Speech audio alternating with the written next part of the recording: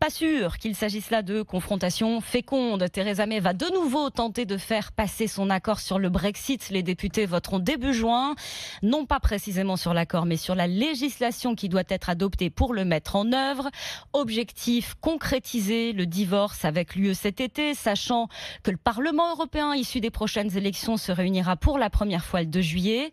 Le but est que les eurodéputés britanniques ne siègent pas, ou peu, dans cette nouvelle assemblée, car oui, les Britanniques participent donc à ces élections européennes, votent là-bas le 23 mai, dans une semaine. Soisic Michaud, vous êtes la correspondante d'RMC à Londres, où le Brexit, paradoxalement, relance l'intérêt pour ce scrutin. Certains partis ont attendu la semaine dernière pour lancer la campagne. La majorité conservatrice ne le fait même pas du tout. Mais eux se mobilisent, des jeunes pro et anti-Brexit envahissent les rues et les réseaux sociaux pour pousser leur génération à voter. On aurait dû partir en mars et ce n'est pas le cas. Mais je crois que c'est important qu'on ait une représentation au Parlement européen. Sans parler des députés qui seront élus, rien que le résultat de ces élections aura un impact sur le débat qu'on a dans ce pays sur le Brexit. Élire un député qui siégera peut-être quelques semaines seulement jusqu'à la sortie de l'Union.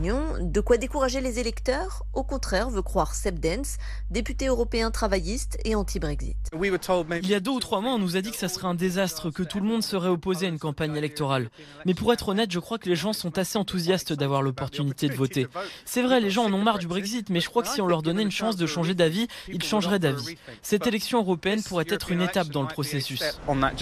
La participation pourrait dépasser les 36% du dernier scrutin européen, ce qui n'empêche pas le ras-le-bol de s'exprimer. Le tout nouveau parti du Brexit trône en tête des sondages à une semaine seulement de l'élection.